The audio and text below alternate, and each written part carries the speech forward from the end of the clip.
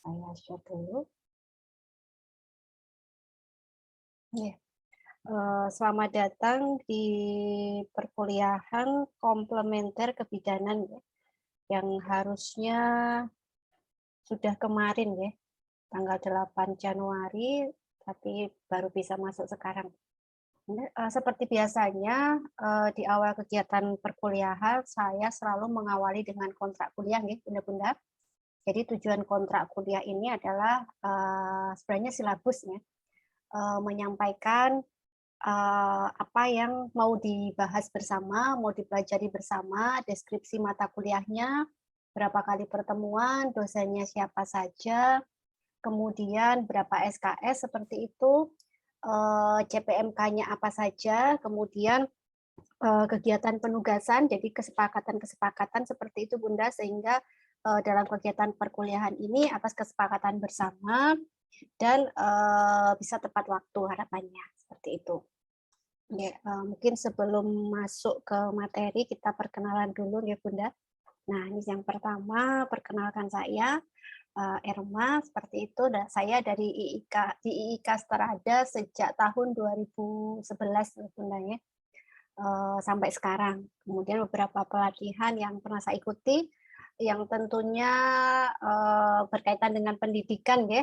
Yang terakhir adalah pekerti ya, dari Universitas Negeri Muhammadiyah Malang tahun 2002 ini.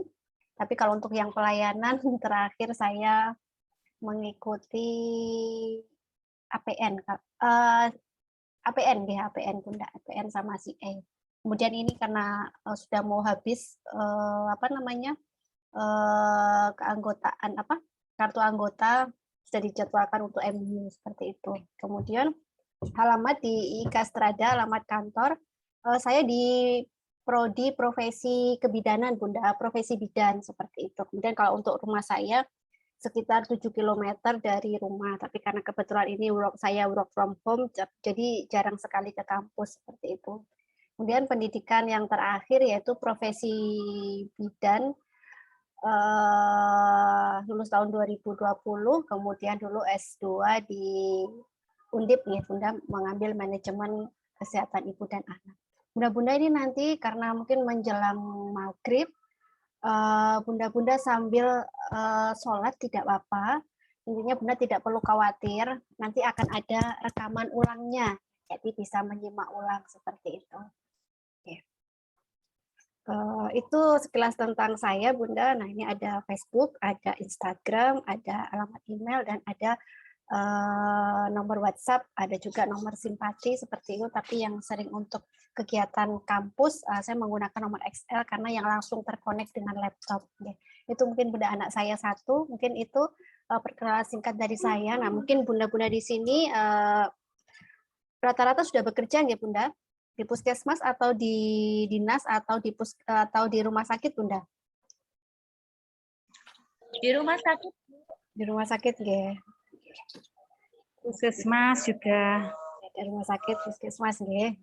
Bunda suante saja nggih. Saya tahu Bunda ini sedang sibuk ini sore-sore begini, tidak apa-apa.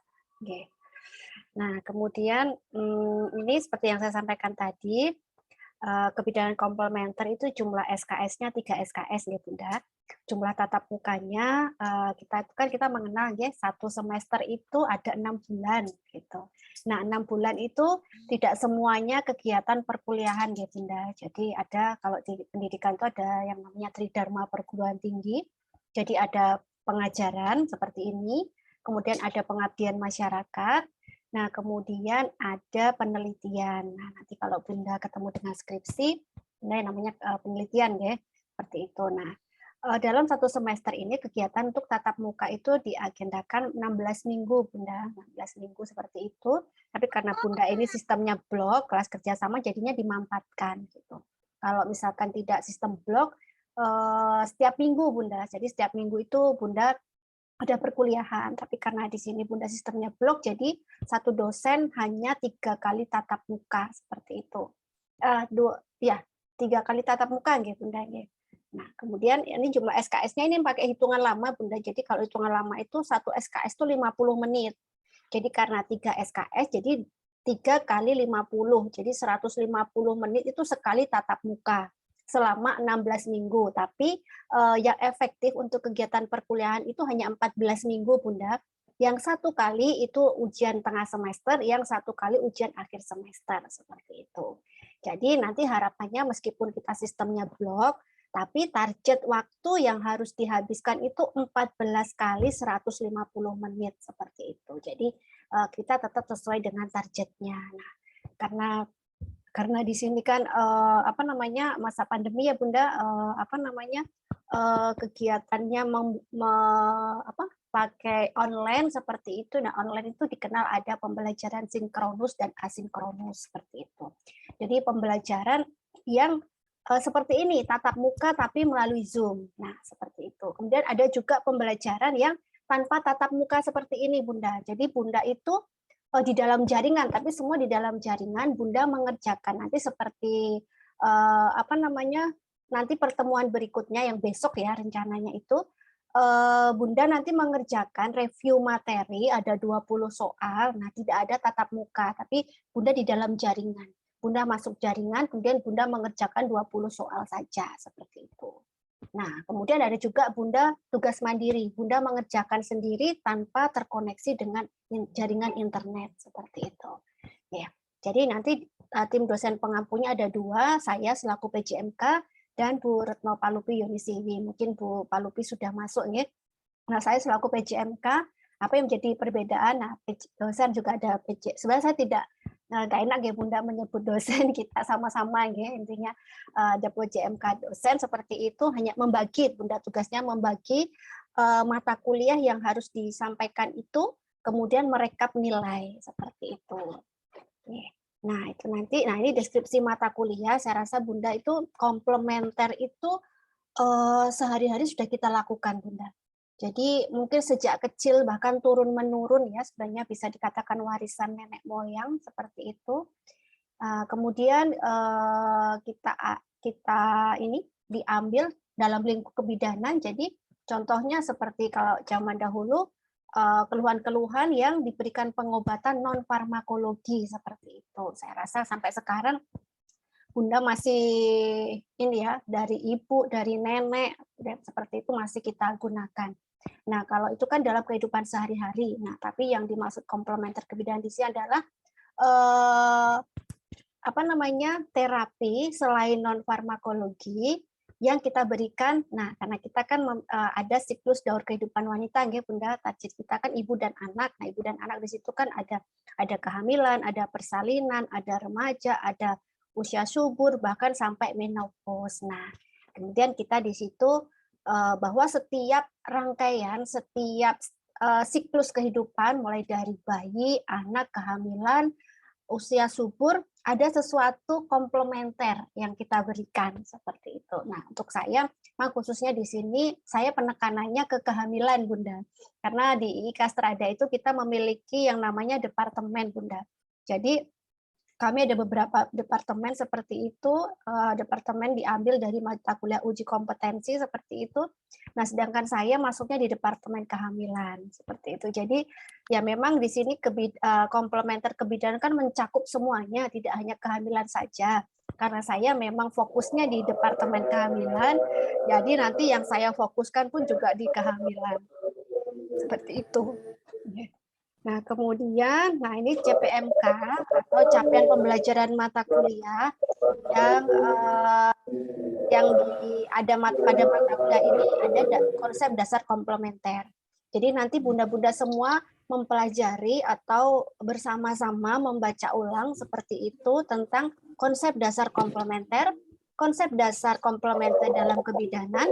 Nah, di sini ada komplementer bayi, anak, remaja, ibu hamil, ibu bersalin, ibu menyusui, pasangan usia subur. Ini lansia mungkin tidak saya masukkan ya, tapi sebenarnya ada. Lansia masuk Bunda.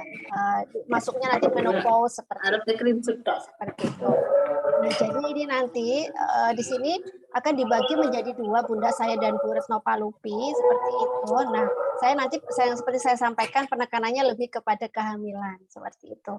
Nah, contohnya biasanya kalau komplementer pada bayi atau komplementer pada ibu hamil, Contohnya misalkan mual muntah. Nah, sekarang yang terbaru itu beberapa banyak yang dilakukan penelitian bahwa jahe ternyata bisa mengurangi mual muntah seperti itu. Nah, mungkin juga misalkan untuk bayi yang masuk angin, nah mungkin bisa diberikan apa, atau bayi yang demam seperti itu. Di sini yang dimaksud komplementer, di sini ada rasionalnya ya Bunda. Secara teori itu bisa dibuktikan seperti itu. Karena banyak juga sih komplementer-komplementer, intinya warisan dari adat budaya yang kadang itu tidak terbukti, bahkan justru bisa meningkatkan angka kesakitan seperti itu. Contohnya kalau dulu pas saya waktu praktek masih D3 dulu ada persalinan kembar gitu Bunda. Persalinan kembar, nah anak pertama sudah lahir. Nah, kemudian anak kedua belum bisa lahir. Nah, karena nggak tahu keluarganya atau apa itu diambilkan inilah ujung daun, kalau bahasa Jawanya pupus pisang itu loh Bunda, yang ujung itu suruh dimakan, ya, seperti itu. Kemudian juga itu kan sebenarnya non farmakologi, tapi apa manfaatnya? Nah, secara teori mungkin tidak terbukti, itu mungkin hanya kepercayaan. Jadi nanti kita bisa membedakan mana yang memang benar-benar memiliki manfaat dan mana di situ yang hanya mitos saja seperti itu. Nah, contohnya kayak kebudayaan kan komplementer berawal dari pengobatan tradisional. Nah, contohnya kalau dulu mitosnya kalau ibu hamil harus minum 1 sendok minyak seperti itu biar persalinannya lancar. Nah, itu kan juga tidak sesuai secara teori, tidak bisa dibuktikan. Jadi nanti fokusnya adalah ke penelitian ya Bunda. Jadi kita mengangkatnya segala sesuatu yang sudah berdasarkan penelitian.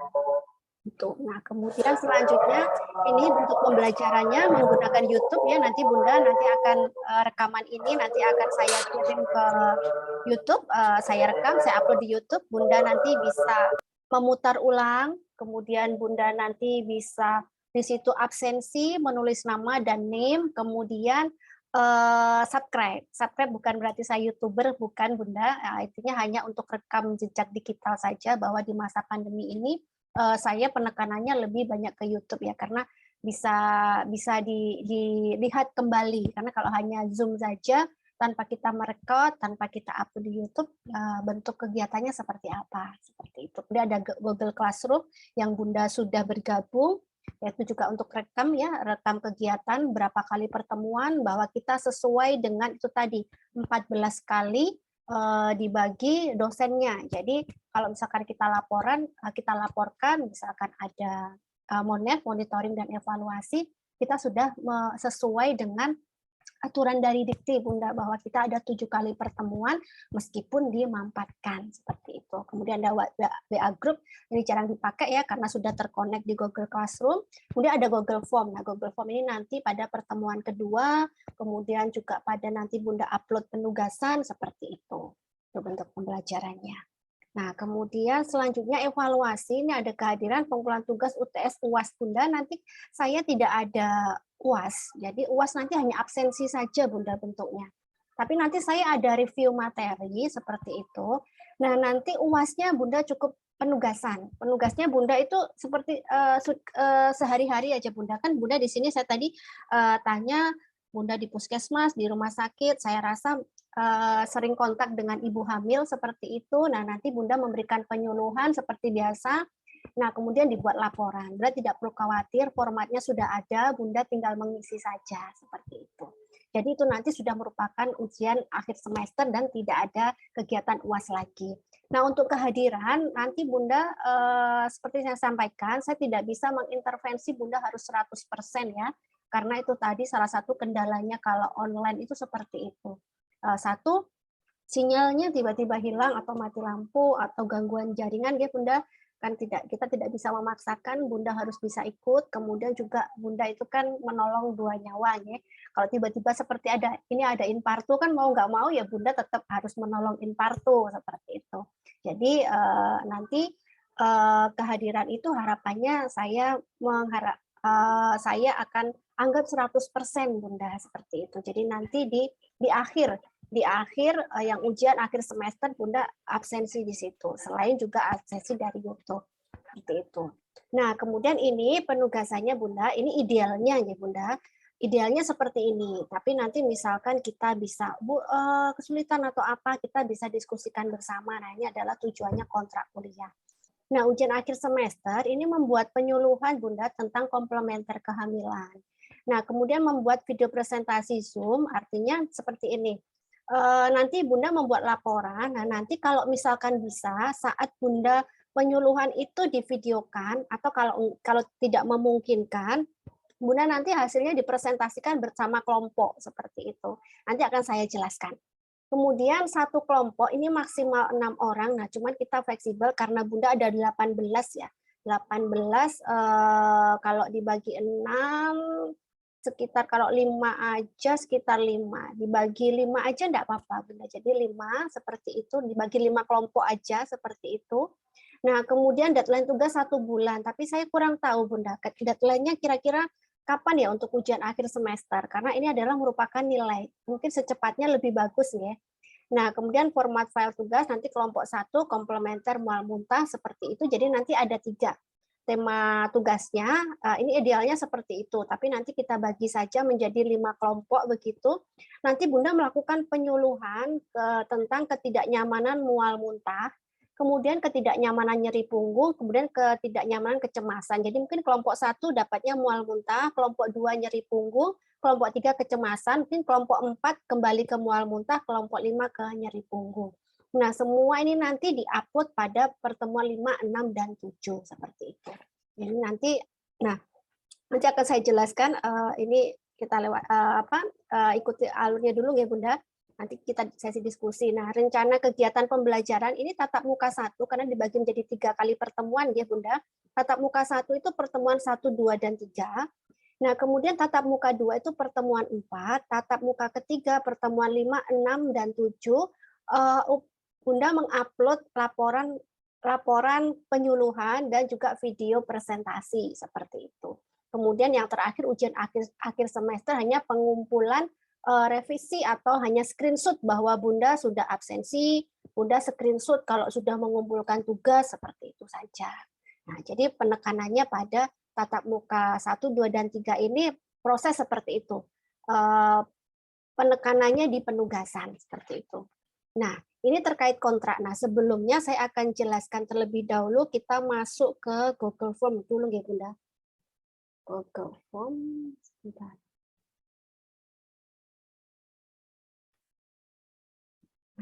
Ya, tadi Bunda kan sudah gabung. Bunda terlihat nggak ini? Terlihat nggak? Nah, Bunda kan tadi sudah gabung di Google Classroom. Nah, di Google Classroom di sini kan ada Bunda masuk classwork seperti ini. Nah, kan harusnya tadi sesuai, ini kan 7 kali pertemuan ya Bunda ya. Jadi saya 7 kali pertemuan, Bu Retno Palupik Yonisiwi 7 kali pertemuan, jadikan total 14. Kemudian ada ujian akhir semester seperti itu. Nah, ini kali ini tadi nanti kita pertemuan 1 dan 2, kemudian 3 ini kan tatap muka 1. Nah, hari ini nanti Bunda ya. Nanti ada kontrak kuliah. Nah, di sini materinya sudah saya upload. Nanti contoh-contohnya nanti sebelumnya nanti saya jelaskan dulu. Nah, kemudian nanti pertemuan kedua nanti saya akan membahas secara singkat saja nggih Bunda. Untuk yang pertemuan kedua mungkin nanti Bunda lebih bisa membaca sendiri. Jadi saya fokusnya nanti pada pertemuan ketiga, komplementer dalam kehamilan. Nah, kemudian pertemuan 4 nanti tatap muka kedua besok Bunda, kita pakai besok saja ya, seperti itu. Kita ini pakainya ujian tengah semester. Nah, ini berisi 20 soal saja Bunda. Nanti Bunda mengerjakan soal sebanyak 20 seperti itu. Nah, tenggat waktunya sama. Kalau kita mulai jam 18 nanti juga sampai jam 20 seperti itu. Nah, kemudian berikutnya nih saya katakan, kalau Bunda dapat kelompok 1 sama kelompok 4, nanti Bunda upload tugasnya di sini. Nah, Bunda klik di sini, nah Bunda upload di sini. Nah, nanti Bunda pilih kelompok berapa. Ini saya memang sampai kelompok 10 ya, karena ada beberapa kelas yang memang banyak seperti itu. Kalau memang kita hanya sampai kelompok 5 kan ya mungkin enggak 6, 7, 8, 9 kan tidak perlu. Jadi misalkan nanti Bunda kelompok 1, Bunda misalkan mual muntah ya. Ini tentang mual muntah, Bunda langsung klik kelompok 1 seperti itu. Misalkan tadi pas kelompok 4 ketemunya Bunda klik kelompok 4 seperti kelompoknya. Nah, kemudian Bunda upload di sini. Upload laporan penyuluhan, lembar pengesahan, surat balasan, surat perintah tugas seperti itu. Kemudian upload video presentasi bersama kelompok seperti itu. Nah, begitu juga nanti yang untuk pertemuan ke-6 ini nanti Bunda yang dapatnya nyeri punggung, jadi Bunda penugasannya upload di tugas penyuluhan pertemuan 6. Sama kayak tadi. Kemudian kalau untuk yang Bunda nanti dapat kecemasan, Bunda upload di ini tadi yang kecemasan seperti itu. Nah, kemudian sebelumnya nanti saya akan menyampaikan di sini Bunda. Nah, di sini nanti Bunda akan membuat laporan, laporannya seperti ini. Ini contoh saya, contoh laporan. Nah ini.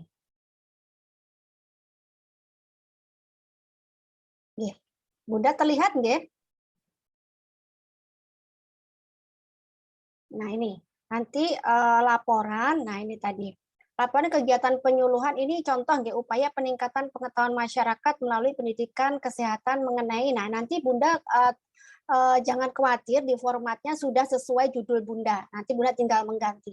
Nah, nanti ada dosen pembimbing, ada ketua. Nanti Bunda satu kelompok ketuanya siapa, seperti itu. Nah, nanti ada anggota. Nah, seperti ini. Nanti ada halaman persetujuan seperti ini. Nah, nanti di sini ada penanggung jawab lahan, Bunda. Jadi intinya nanti Bunda membentuk kelompok, 5 kelompok. 5 kelompok itu nanti intinya ada yang bisa tanda tangan. Bunda pakai BPM Bunda sendiri enggak apa-apa. Jadi Bunda tanda tangani sendiri enggak apa-apa. Jadi nanti ada tanda tangan dan stempel. Misalkan nanti Bunda Hestin gitu satu kelompok. Nah, Bunda Hestin sebagai ketuanya, nanti Bunda Hestin memiliki BPM atau klinik pakai BPM-nya Bunda Hestin sendiri tidak apa-apa. Seperti itu. Nah, kemudian di sini ada tanda tangan dan boleh di BPM, boleh di desa, boleh di Polindes, atau boleh di puskesmas, Bunda. Intinya senyaman Bunda, intinya yang penting yang kita tempati atau lahan bisa memberikan persetujuan, tanda tangan, dan stempel. Nah, untuk memudahkan boleh pakai BPM Bunda sendiri. Nah, nanti Bunda di sini kalau untuk yang ini nanti fakultas R&D wakil Bunda tidak perlu, Bunda hanya cukup sampai di sini saja, seperti itu. Nah, nanti untuk tanggalnya seperti kapan nanti disepakati. Nah, ada kata pengantar seperti itu. Nah, nanti ini ada nama penanggung jawab lahannya siapa seperti itu. Nah, kemudian sebentar. Hilang. Nah, kemudian di sini ada daftar isi seperti itu, ada daftar lampiran, ada pendahuluan, ada latar belakang seperti itu, ada tujuan. Nah, nanti ada pelaksanaan kegiatan, nanti saya bukakan contohnya detailnya di format yang nanti Bunda tinggal isi ya. Tadi ada persiapan kegiatan. Nah, ini contohnya. Sebentar, saya coba ini saja. Nah, ini contohnya kita tentang upaya peningkatan pengetahuan masyarakat melalui pendidikan kesehatan mengenai anemia pada ibu hamil. Nanti kalau Bunda dapatnya mual muntah, mengenai mual muntah seperti itu. Nah, analisis situasi itu adalah situasi di tempat Bunda lahannya berada. Misalkan di BPM atau di pos Polindes seperti itu, mungkin tempatnya di mana, alamatnya di mana, kemudian kalau di BPM rata-rata kira-kira persalinannya berapa, jumlah kehamilan rata-rata pasien kehamilannya berapa, seperti itu analisis situasi. Jadi menjelaskan tentang lahan yang ditempati. Misalkan ternyata di situ banyak ibu hamil yang mual atau banyak ibu hamil yang mengalami nyeri seperti itu. Itu bisa dimasukkan di dalam latar belakang. Jadi salah satu upaya selain pengobatan farmakologi juga akan dilakukan pendidikan kesehatan nggih, edukasi nggih. Bunda ini kita fokusnya ke edukasi nggih, penyuluhan tentang edukasi bukan implementasi nggih. Jadi kita hanya mengedukasi saja masyarakat terutama ibu hamil bahwa misalkan mual muntah salah satunya bisa diatasi dengan apa? Nanti Bunda boleh memilih. Boleh lemon, boleh jahe, atau boleh peppermint, atau boleh apapun. Kemudian begitu juga untuk nyeri kehamilan seperti itu. Kemudian untuk kecemasan seperti itu, mungkin relaksasi, yoga atau terapi musik seperti itu. Nah, boleh. Nah, itu latar belakangnya. Nah, kemudian nanti tujuan kegiatannya meningkatkan pengetahuan masyarakat khususnya ibu hamil. Nah, di mana begitu tentu tentang apa? Berarti di sini tentang penanganan mual muntah secara komplementer seperti itu. Nah, tujuan khususnya meningkatkan pengetahuan ibu ya tentang materi yang akan kita berikan nanti apa itu. Jadi tujuan khususnya. Kemudian manfaat kegiatannya menambah wawasan masyarakat khususnya ibu hamil jadi mengenai mual mutah ya bahwa mual mutah itu bisa dicegah. Intinya ada pemberdayaan ya Bunda ya. Jadi pemberdayaan pada masyarakat nanti khususnya ibu hamil bahwa tidak harus selalu ketergantungan gitu ya. Intinya apa? Bisa diobati sendiri. Nah, karena komplementer ini kalau menurut saya sebenarnya diberikan pada yang masih fisiologis ya Bunda ya. Tapi kalau sudah ranahnya masuk ke patologi, saya rasa pun tidak bisa diberikan komplementer karena memang harus pengobatan medis. Nah, itu nanti. Nah, fokusnya di sini adalah satu indikasi dan kontraindikasi yang harus diperhatikan seperti itu. Kemudian efek samping, manfaat kegiatannya. Mungkin ada juga beberapa ibu hamil yang belum tahu karena ada beberapa jahe itu kan panas seperti itu. Nah, kenapa kok sekarang justru diberikan jahe itu? Nah, kemudian ada pelaksanaan kegiatan, deskripsinya, kegiatan pengabdian kepada masyarakat di mana seperti itu tempatnya dilaksanakan pada bulan apa, di mana seperti itu dengan menerapkan protokol kesehatan seperti itu. Jadi persiapan kegiatan meliputi survei tempat pengabdian masyarakat, yaitu di tempat nanti Bunda pilih, kemudian permohonan izin pengabdian kepada masyarakat, pengurusan administrasi, persiapan tempat untuk konseling. Ini secara laporan begitu Bunda, tapi nanti pelaksanaannya senyaman kita saja Bunda ya. Yang penting terlaksana. Kemudian yang kedua kegiatan pendidikan penyuluhan, ini tadi pembukaan dan perkenalan dengan masyarakat di wilayah kelurahan di tempat Bunda, penyuluhannya mengenai judulnya, kemudian menyebarkan kuesioner ya. Kuesioner itu 10 pertanyaan atau mungkin pertanyaan pre dan post seperti itu untuk mengevaluasi tingkat pemahaman Bunda. Kemudian ada Bunda ibu hamil maksudnya. Kemudian ada sesi diskusi atau tanya jawab dengan peserta penyuluhan tentang tema seperti itu. Nah, kemudian penutupan pemberian souvenir, ini ucapan terima kasih Bunda. Tapi kalau ini Bunda pasenya Bunda sendiri, saya rasa ya tidak perlu ya. Artinya secara SOP memang begitu karena memang kita mendatangkan ibu hamil Bunda. Tapi kalau di sini kan ini sekaligus sekali mendayung dua pulau terlampaui. Jadi pasenya Bunda sendiri, Bunda berikan penyuluhan gitu. Kemudian ada sesi foto bersama. Nah, Bunda sesi foto bersama nanti harus terlihat saat Bunda satu tampak audien, semua audien, tampak audien dan Bunda. Kemudian tampak saat Bunda memberikan penyuluhan seperti itu. Nah, kegiatan ini nanti bukan hanya untuk selesai di sini selesai tidak Bunda, kegiatan ini nanti akan kami laporkan, saya laporkan sebagai bentuk kegiatan Tridharma perguruan tinggi. Jadi kegiatan pengabdian masyarakat. Nah, nanti harapannya outputnya bisa masuk publikasi jurnal Bunda. Nah, kemudian penutupan baru penyusunan laporan kegiatan. Nah, sasarannya apakah ada batas maksimal atau minimal? Tidak ada Bunda, sasarannya sejumlah ibu hamil yang Bunda miliki saja seperti itu. Nah, kemudian ini untuk output dan outcome-nya di sini output dan outcome-nya warga diberikan pendidikan kesehatan penyuluhan mengenai pengetahuan sesuai dengan judul. Nah, dari hasil penyuluhan ibu hamil sangat kooperatif dan antusias. Nah, terbukti ini tadi ada beberapa pertanyaan. Nah, jadi nanti jika ada pertanyaan dari pasien Bunda, nanti Bunda catat di sini. Nah, contohnya di sini ada sesi diskusi, ternyata ada pasien yang tanya, berapa normal HB bagi ibu hamil? Nah, pasien atas nama siapa yang tanya gitu. Boleh inisial. Kemudian pertanyaan kedua, ketiga seperti itu. Nah, kemudian di sini pertanyaan dijawab. Nah, kan yang menjawab nanti Bunda, karena Bunda yang memberikan penyuluhan, kan pasti ada sesi diskusi dan tanya jawab.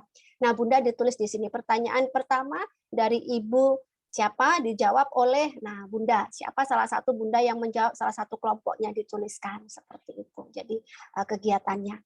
Nah, kemudian dituliskan seperti ini sampai semua pertanyaannya. Kalau pertanyaannya ada 5, ya 5. Kalau pertanyaannya ada 2 atau 3, nah bagaimana Bu kalau nggak ada yang tanya gimana? Nah, itu salah satu tantangan kita ya Bunda. Bahwa memang kita itu diwajibkan sebenarnya. Artinya pertanyaan itu identik tentang bagaimana materi kita bisa terserap seperti itu. Tapi kadang ya juga memang nggak ada yang bertanya karena mungkin sudah paham atau mungkin belum memahami seperti itu. Nah, kemudian untuk mengevaluasi tingkat pemahaman ibu hamil atau pengetahuan ibu hamil terhadap materi isi penyuluhan, maka diberikan beberapa pertanyaan terkait materi penyuluhan dan ibu hamil dipersilakan untuk menjawab sebelum dan sesudah. Jadi untuk mengevaluasi di sebelum dan sesudah Bunda. Sebelum penyuluhan kita berikan pertanyaan, kemudian kita berikan penyuluhan, kemudian setelahnya kita berikan pertanyaan yang sama seperti itu. Nah, hasilnya ini, nah ini tadi. Nah, nanti ditulis seperti ini Bunda. Jadi misalkan ada 15 ibu hamil, nanti direkap yang nilainya baik, jumlahnya sebelumnya ada 4 orang. Nilai baik itu dari 10 soal, ibunya menjawab 8 soal. Berarti 8 soal itu benar seperti itu. Kalau cukup nih tadi. Jadi ada rentangnya gitu Bunda ya. Jadi dipresentasekan seperti itu total. Nah, sebelum diberikan penyuluhan ternyata yang pengetahuannya kurang itu 9. Nah, setelah dilakukan penyuluhan diharapkan ada peningkatan menjadi baik seperti itu. Nah, ditulis seperti ini ya Bunda. Itu. Nah, kemudian selanjutnya program pengabdian pada masyarakat diharapkan dapat berkontribusi bagi peningkatan kesehatan masyarakat dan menurunkan angka kesakitan dan juga angka kematian akibat, nanti sesuai judul dengan Bunda. Kemudian IIK Strada Indonesia khususnya program ini nanti diganti S1 ya Bunda, semakin dikenal oleh masyarakat seperti itu. Kemudian rekomendasi tindak lanjut. Nah, ini secara umum Bunda. Nanti kalau misalkan rekomendasi tindak lanjut itu lebih saran dari pertanyaan yang kita sampaikan ke ibu hamil ini, masih ada 2 ibu hamil contohnya.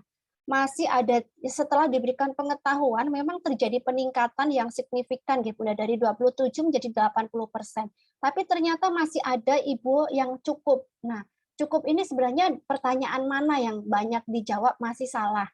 Nah, itu yang menjadi masalah. Jadi rencana tindak lanjutnya yang menjadi masalah itu yang perlu kita berikan penyuluhan ulang seperti itu. Nah, kemudian penutupnya, kesimpulannya, kegiatan pengabdian kepada masyarakat mengenai pemeriksaan kesehatan, konseling dan penyuluhan, kemudian kegiatan pengabdiannya tempatnya di mana, kemudian kegiatan ini diikuti berapa peserta, hasilnya ini ada beberapa pertanyaan yang disampaikan seperti itu. Nah, kemudian persentase sebelum dan sesudah. Kemudian sarannya itu tadi, lebih pertanyaan mana yang paling dijawab kurang oleh ibu hamil, seperti itu sarannya. Mengacu ke seperti itu. Sebentar. Kemudian ada lampirannya Bunda. Nah, di sini nanti ada lampiran penutup, kemudian ada daftar referensi. Nah, Bunda nanti kalau untuk komplementer, Bunda searching saja di jurnal. Jurnal nanti Bunda searching nanti akan muncul di situ. Nanti Bunda saya tampilkan bagaimana cara searching jurnalnya. Nah, kemudian di sini ada lampiran. Nah, di sini lampirannya ada SAP. Ada satuan acara penyuluhan seperti itu. Nanti Bunda bisa download juga dari internet seperti itu atau membuat sendiri.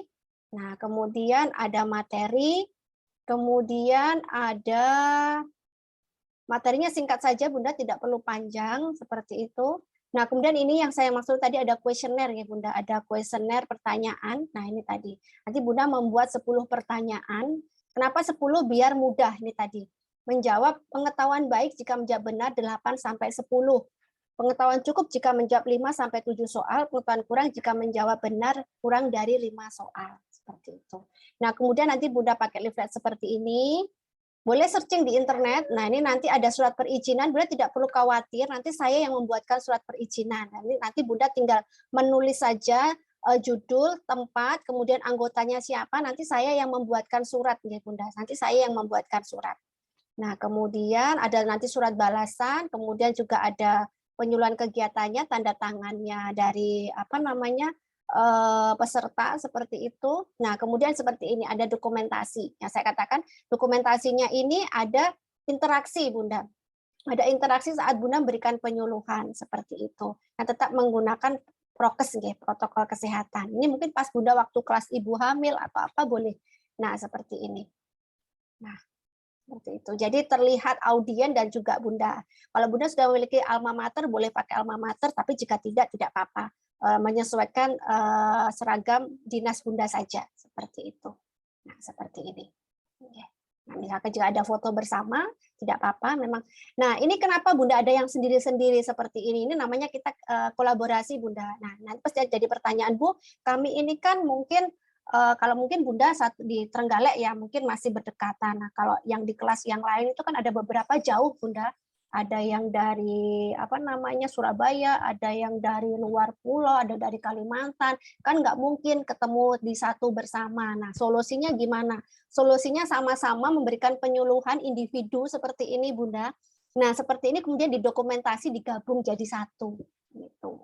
Jadi Bunda nggak perlu khawatir seperti itu. Jadi yang misalkan jauh atau apa, nah Bunda punya pasien hamil seperti ini, Bunda lakukan konseling, nah Bunda kirimkan dokumentasi, pertanyaannya juga diberikan. Jadi Bunda tetap mengisi pertanyaan yang nanti dikumpulkan kelompoknya jadi satu gitu. Jadi memang sih kalau logikanya memang enaknya ya satu kelompok ketemu langsung semuanya, gitu. Tapi kan ada beberapa yang terkendala. Contohnya kalau mungkin Bunda masih di Trenggalek bisa, ya. Tapi kalau misalkan yang jauh-jauh kan nggak mungkin. Jadi hanya seperti ini. Jadi tetap berkolaborasi, ya Bunda. Nah, kemudian nanti ada identitas diri, Bunda, ada riwayat pendidikan seperti ini nanti, ada apa namanya riwayat Bunda masing-masing anggota seperti itu dituliskan seperti ini dan ditandatangan seperti itu. Nah, ini adalah contoh Bunda. Nah, kemudian nanti Bunda tidak perlu khawatir, nanti saya akan ini formatnya. Nah, Bunda nanti langsung menulis di sini. Nah, di sini. Bunda nanti langsung menulis di sini. Jadi kalau Bunda kelompok 1 ya kelompok 1, kelompok 2, kelompok 2, kelompok 3, kelompok 3. Nah, ini tadi Bunda tinggal mengganti saja. Upaya peningkatan pengetahuan ketidaknyamanan mual muntah pada ibu hamil dengan nanti Bunda maunya apa? Kesepakatan dengan kelompok. Namanya komplementer kan banyak, boleh dengan jahe, boleh dengan peppermint. Intinya komplementer. Intinya bagaimana cara menghilangkan atau mengurangi mual muntah secara non farmakologi. Jadi nanti Bunda tinggal mengganti saja di sini. Sesuai kalau misalkan tadi Bunda dapatnya kecemasan ya kecemasan. Kalau misalkan dapatnya tadi nyeri punggung ya nyeri punggung. Nah, Bunda tinggal mengganti. Nah, ini nanti ada dosen pembimbing, ada ketua nanti salah satu ketuanya nanti Bunda ketua kelompok harapannya ketua yang bertanggung jawab lahan, kemudian anggotanya nama dan NIM nanti Bunda tinggal menuliskan di sini. Nah, nanti tinggal. Nah, judul kegiatan juga begitu yang saya merah-merah Bunda tinggal mengganti. Nah, kemudian ini nanti juga alamat, ini nama anggotanya Bunda ya nanti menyesuaikan tempat pelaksanaannya di mana, tanggalnya estimasi berapa. Untuk anggaran biaya dikosongi saja Bunda. Ini karena memang untuk laporan saja. Kemudian tadi penanggung jawab lahannya siapa Bunda tuliskan, misalkan di posyandu atau Bunda sendiri boleh. Nanti kemudian pembimbing. Nah, Bunda sampai di sini saja seperti yang saya sampaikan. Cukup sampai penanggung jawab lahan. Nah, kemudian di sini Bunda tinggal memasukkan kata pengantar seperti itu.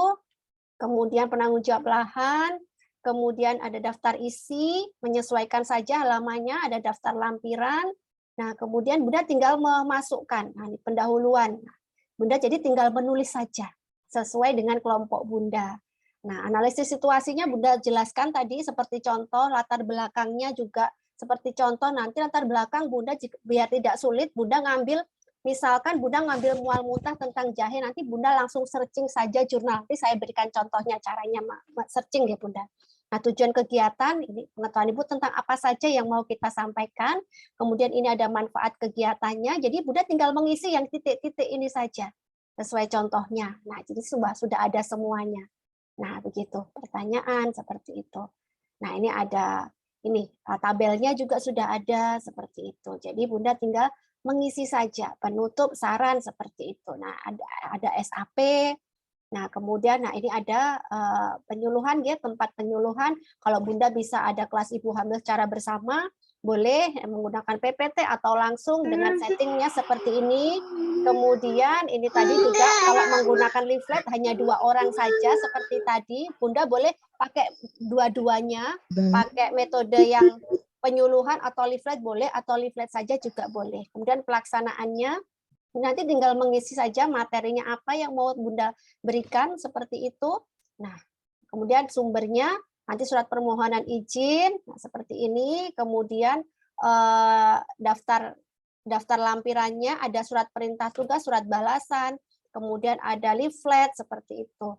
Lembar ke-1, lembar kedua, kemudian ini kuesionernya. Jadi kuesionernya nanti ada indikasi ya Bunda ya. Ada indikator-indikatornya seperti itu. Nah, kemudian ada rundown kegiatan. Ini kalau Bunda pakai penyuluhan ya, jam 8, estimasi jam 8 sampai jam 12 estimasi. Tapi kalau Bunda hanya konseling saja kan mungkin kalau Bunda praktek melayani pasien kan mungkin cukup 10 atau 15 menit. Cuman di sini saya tuliskan 1 jam seperti itu. Boleh dipakai yang mana? Kemudian daftar hadir, nanti misalkan Bunda tidak memungkinkan untuk tanda tangan, pasiennya dicentang saja tidak apa-apa. Jadi nama pasien, kemudian keterangan diagnosanya seperti itu, tanda tangan seperti itu. Nah, kemudian nah ini tadi salah satu contoh bentuk kegiatan yang saya sampaikan bahwa terlihat audien, terlihat Bunda saat menyampaikan materi seperti itu, jadi ada interaksi, nah seperti ini. Nanti atau menggunakan protokol, kemudian identitas diri seperti itu Bunda. Nah, kemudian surat balasan. Nah, kemudian yang tidak kalah penting lagi ini nanti Bunda ini surat permohonan. Nah, ini nanti surat permohonan, nanti Bunda tinggal download.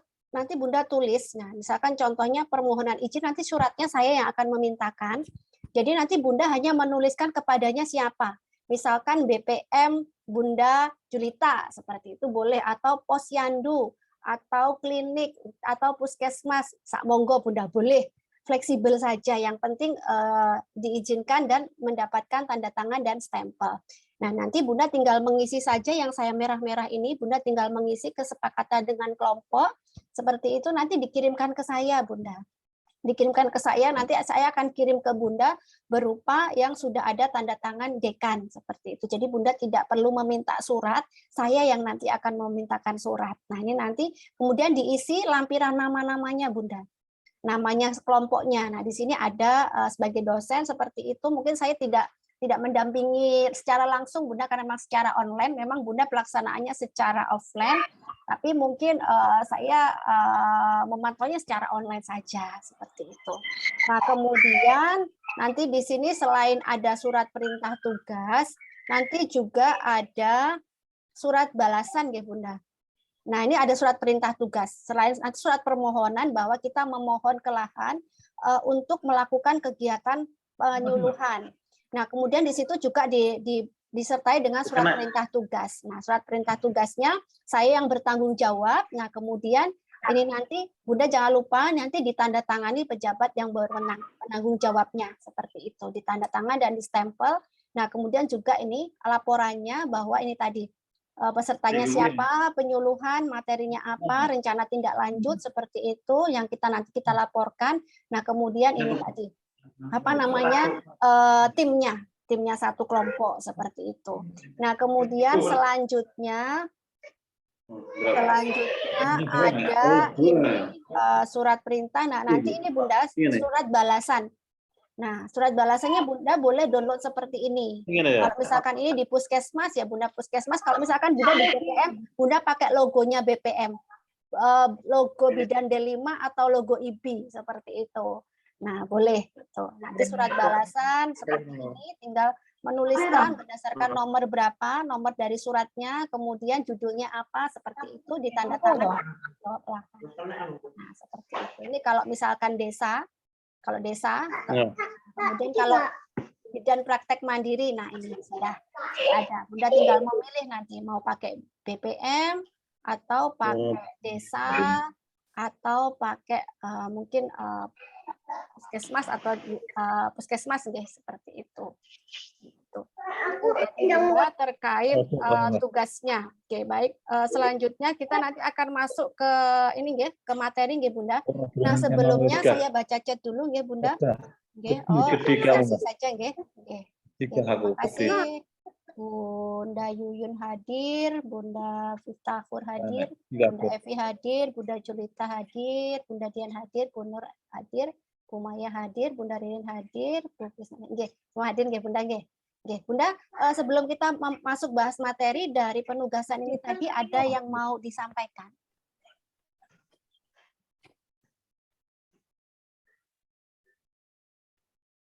Kak dengar kuih, ya kuih iyo kecil loh. Ada yang mau disampaikan, Bunda? Stop. Ada yang mau disampaikan, Bunda? Atau ini masih dipahami dulu? Dipahami dulu, Bu. Itu ngumpulnya Dipahami dulu, Bu. Maksimal 1 bulan, Bunda. Oh, ya. Maksimal. Ya. Ya maksimal 1 bulan. Gitu. Jadi nanti pas ada momen kelas ibu hamil itu Bunda pakai gitu aja, nggak apa-apa. Memang idealnya seperti itu Bunda, tapi nanti pelaksanaannya senyaman Bunda aja. Yang penting laporannya selesai gitu aja, gitu Bunda. Gitu. Jadi nanti pas ada momen, pas ada kelas ibu hamil, nggak apa-apa Bunda dokumentasikan. Yang penting kan kita pahamnya memang kita memberikan edukasi. Cuman kita edukasi nggak Bunda, bukan intervensi. Intinya hanya pengetahuan saja. Karena kalau kita memberikan sesuatu harus melalui uji dulu Bunda. Karena kan nggak semuanya ibu hamil itu bisa menerima gitu kan. Kita hanya pengetahuan saja. Nanti ke depannya misalkan boleh pakai intervensi, boleh kita langsung demo juga pembuatan jahenya, kita coba seperti itu boleh, tapi ini cukup pengetahuan saja. Nah nanti Bunda, ini caranya nanti untuk apa? Untuk sebentar Bunda saya bukakan, saya share dulu. Cara mencari jurnal Bunda. Nah, ini cara mencari jurnal. Nah ini caranya nanti Bunda klik, nah, tampak nggih Bunda ya, Bunda kata kuncinya Bunda yang pertama klik Google Scholar. Google Scholar ya. Scholar. Nah, seperti ini. Klik seperti ini. Nah, kan muncul nanti Bunda klik. Nah, Bunda jangan masukkan judul. Kalau Bunda masukkan judul nanti ketemunya banyak. Kalau misalkan Bunda, oh saya mual muntah tapi saya ingin berikan jahe seperti itu. Bunda tulis kata kuncinya ibu hamil. Nah, ini tadi. Misalkan mual muntah atau ibu hamil, jadi kata kuncinya yang hanya itu yang kita cari. Nah, nanti akan muncul di sini Bunda, banyak sekali. Nah, ini kita boleh pakai ring. Ringnya mulai tahun berapa? Tahun 2019 sampai tahun 2020 misalkan. Atau 2022 boleh gitu. Yang terbaru nih, katakanlah. Kita searching di sini. Nah, dari 440 ketemunya. Kalau tadi berapa tadi? Sebelum kita kasih ring. Nah, seperti ini kalau mau mencari yang terbaru Bunda. Nah, kita boleh kita ambil. Bunda boleh ambil sini salah satunya ada lemon mual muntah pada ibu hamil. Misalkan kita mau pakai mual muntah ibu hamil ganti jahe, tinggal ganti masukkan kata kuncinya jahe. Nah, kita akan searching Bunda. Nah, di sini akan muncul. Nah, jahe seperti itu. Ada daun pandan bahkan juga. Nah, seperti itu. Nah, ini kan berdasarkan penelitian ya. Kita dasarnya apa? Karena dasarnya sudah penelitian.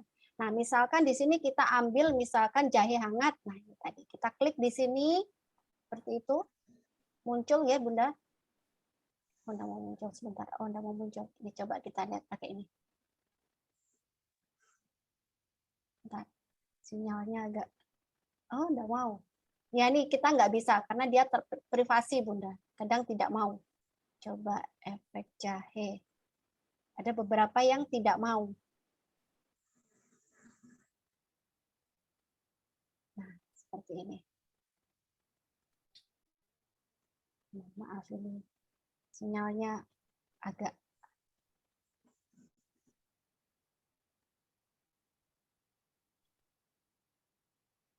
nah ini muncul seperti ini. Nah, Bunda cari yang full text. Nah, ini Bunda klik di sini. Nah, Bunda klik di sini full text. Nah, di sini terlihat bisa di-download. Ini nanti ada tulisan ini download. Nah, di sini.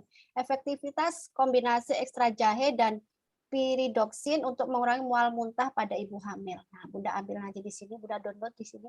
Ini ada tulisan download atau di sini download this PDF file. Nah, Bunda boleh download di sini. Nah, Bunda simpen nanti di mana? Misalkan mau disimpan di data D kayak gitu ya.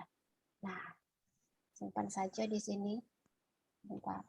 Save seperti itu di laptop. Nah, ini kemudian kita buka seperti itu. Nah, ini tadi. Bunda nanti boleh ngambil. Jadi dasarnya di sini. Dasarnya Bunda nanti memberikan penyuluhan dari sini. Nah, ada abstrak, kemudian ada pendahuluan, nah latar belakangnya ini Bunda boleh pakai di sini. Ada penelitiannya seperti apa, materinya. Jadi saat kita mau memberikan edukasi itu ternyata ini dasarnya. Kenapa kok jahe itu bisa menurunkan mual muntah itu kenapa? Seperti itu. Nanti ada pendahuluan. Dia ada semacam apa ya? Apa yang bisa ini etiologinya seperti itu. Nah, penyebab mual muntah seperti itu. Nanti Bunda boleh pakai. Nah, Bunda nggak hanya satu jurnal. boleh ada 2 jurnal, 3 jurnal. Kadang kan orang ini kan sesuatu yang baru kadang, tapi kan kita memberikan bukan berdasarkan katanya, bukan berdasarkan ini, tapi sudah hasil riset atau hasil penelitian seperti itu ya Bunda ya.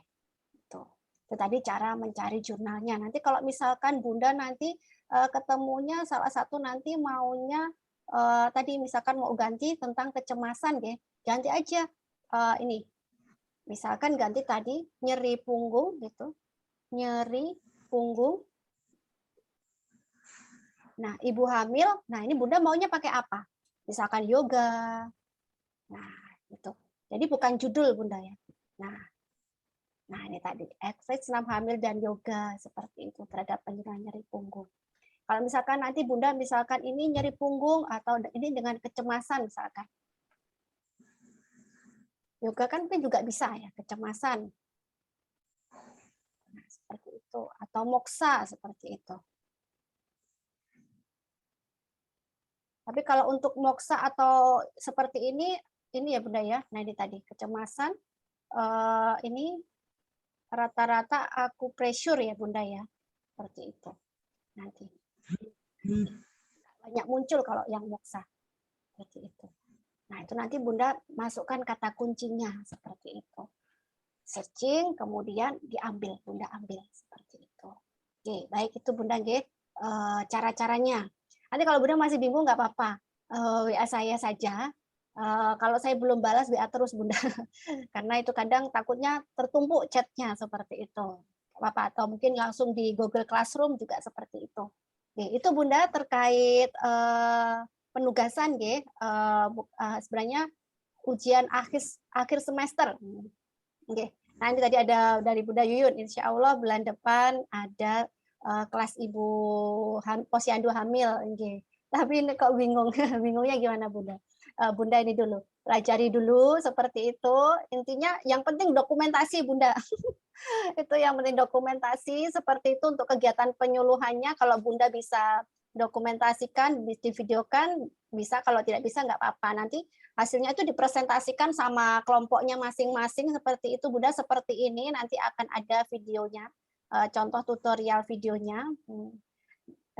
Kalau lihat kok sepertinya gampang, kalau nyoba sendiri kadang tidak menemukan. Namanya proses Bunda.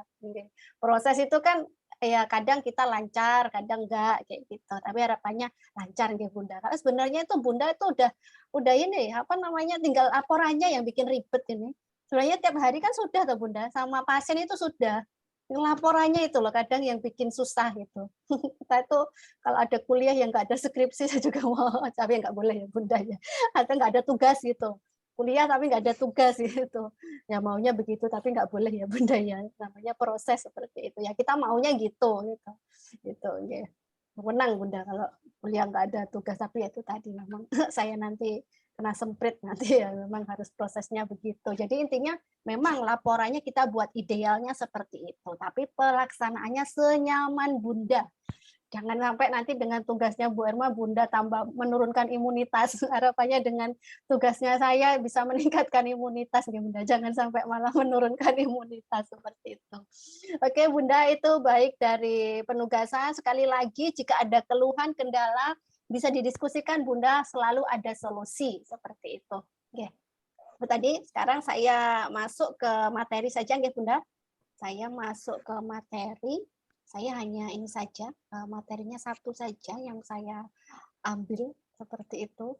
Karena memang departemen saya kehamilan. Saya tahunya kalau menjelaskan yang lainnya itu bukan departemen saya, Bunda. Ya nggak apa-apa sih, cuman seperti ini. Hanya secara umum saja. Gitu. Ini adalah komplementer dalam kehamilan ya. Nah, tadi sudah sempat kita singgung ya. Nah, herbal dan terapi komplementer sebagai produk inovasi dalam pelayanan kebidanan. Nah, sebenarnya materi ini saya ambilkan Bunda, saya juga tidak saya sendiri ya, tapi dari berbagai literatur ya Bunda ya. Karena memang saya kan hanya teori Bunda, tidak di lahan, tidak pernah ketemu dengan pasien seperti itu. Sebenarnya kalau pengalaman itu justru saya berguru sama Bunda yang pengalamannya lebih banyak seperti itu. Kalau saya tuh teori itu bisa iya, bisa tidak seperti itu ya. Bisa terjadi, bisa tidak. Contohnya saja kalau misalkan tentang anemia. Nah, batasan anemia itu ada menurut WHO, Departemen Kesehatan itu kadang rentangnya ada yang berbeda. Nah, apa itu salah? Tidak, Bunda. Saat kita berargumentasi, asalkan kita bisa menyebutkan referensinya, itu tidak salah.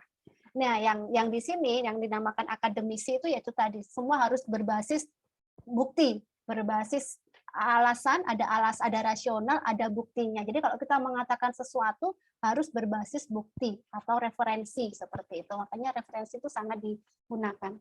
Contohnya kayak misalkan teori itu kan selalu mengalami pembaruan ya tadi. Mohon maaf, sinyal saya sempat hilang. Saya share lagi, Bunda. Bunda terlihat?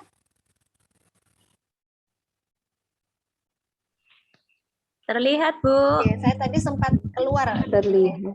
Oke, jadi di situ saya katakan bahwa teori itu selalu berubah-ubah, Bunda ya. Artinya saat kita menyampaikan tuh pakai yang mana? Contohnya APN saja. APN dulu dari 60 langkah jadi 58 langkah. Apakah 58 itu salah? Tidak. Apakah 60 langkah itu tidak? Nah, semuanya tidak salah. Cuman kadang referensinya mana seperti itu. Tapi kalau di dalam pelayanan kan selalu yang pasti, nggih, Bunda ya. Nah, itulah teori. Jadi contohnya misalkan kita melakukan penelitian, kita mau membuktikan bahwa paritas berpengaruh terhadap anemia seperti itu. Kan kita cari ada 30 ibu hamil, kan nggak semuanya kalau paritas itu terjadi anemia. Nah, ternyata anemia itu tidak hanya disebabkan paritas memang secara teori. Ada karena konsumsi tablet FE, pola makan. Nah, ternyata kenapa? Ini memang terbukti secara teori bahwa paritas bisa menyebabkan anemia. Misalkan dari 30 hamil hanya 15 ibu hamil yang mengalami yang karena paritas dia anemi seperti itu. Tapi ternyata yang 15 kan dia secara paritasnya nggak apa-apa, tapi kenapa kok dia anemi? Nah, itu kan bahwa kita kembali ke teori bahwa anemi itu tidak hanya disebabkan oleh paritas, tapi ada yang lain. Makanya di situ yang disebut dengan penelitian ya, Bunda ya. Nanti kalau Bunda nanti ke depannya mau ada lakukan penelitian, semuanya jangan dari judul, Bunda, semua berawal dari masalah. Kalau nanti Bunda cari judulnya susah. Nah, contohnya kan namanya masalah kita kan ibu dan anak, selalu ada ibu dan anak atau ibu dan bayi. Kalau masalah ibu biasanya 3 terbesar itu adalah preeklamsi, perdarahan, seperti itu. Nah, kemudian kalau misalkan anak, itu mungkin BBLR seperti itu. Nah, kita ambil yang tertinggi mana? Contohnya misalkan kita ambil saja contohnya kita mau ambil anak BBLR seperti itu ya, Bunda. Kita telusuri, Bunda. BBLR itu langsung begitu kita pegang BBLR, kita langsung kembali ke teori. Secara teori itu apa yang menyebabkan BBLR? Nah, mungkin secara teorinya ada 5 misalkan penyebabnya. Salah satunya ada anemia seperti itu. Ada mungkin macam-macam lagi. Nah, dari 5 ini mana yang paling banyak di tempat kita seperti itu. Di wilayah kita itu dari 5 penyebab BBLR itu, dari 5 itu mana yang banyak dikeluhkan oleh pasien yang kita temukan seperti itu. Misalkan BBLR dikarenakan anemia. Nah, kita mengerucut lagi. Kembali, kalau kita mau telusuri akar permasalahannya, anemia itu secara teori disebabkan oleh apa? Nah, kita telusuri lagi, dari 5 itu kita yang tertinggi apa? Itu namanya kita menelusuri, Bunda. Kalau nanti Bunda mau rencana penelitian seperti itu. Jadi misalkan ada masalah BBLR, jangan ditelisuri langsung BBLR-nya, Bunda. Tapi telusuri dulu dari akar permasalahannya. Nah, contohnya misalkan ini mungkin saya agak sedikit menyimpang dari materi sedikit ya Bunda, tapi untuk gambaran karena benar-benar Bunda di pelayanan kesehatan ya, yang benar-benar berinteraksi dengan pasien seperti itu, bahwa saya berpendapat dari diri saya sendiri, kenapa AKI dan AKB itu masih tinggi ya Bunda, AKI dan AKB itu kenapa masih tinggi, sedangkan kita ini satu tenaga kesehatan yang keterampilannya, yang skillnya bagus, apalagi sekarang selalu update ilmu, update skill, bagus. Kemudian fasilitas pelayanan juga bagus. Nah, kita sudah tahu ya banyak pelayanan-pelayanan yang sudah sesuai bertaraf internasional, sudah apa ya, sudah update ya seperti teknologi seperti itu. Tapi kenapa AKI dan AKB itu masih tinggi? Nah, salah satunya saya berpendapat salah satu nih Bunda, kalau saya menganalisis negara kita posisinya masih dalam negara berkembang ya Bunda ya. Negara berkembang itu artinya satu kalau kita melihat bahwa rata-rata status ekonominya itu masih menengah ke bawah. Nah, berkaitan dengan pendapatan atau tingkat ekonomi, pendapatan ekonomi. Nah, kenapa saya katakan tingkat ekonomi? Bahwa saat kita melihat SDGs, SDGs, bahwa di situ ada suatu program pemerintah di mana di situ ada daur siklus kehidupan wanita yang mohon maaf Bunda, ini saya sudah pindah ke internet, wifi saya kayaknya bermasalah. Ini saya sudah pindah ke paket data. Saya share lagi, semoga bisa stabil.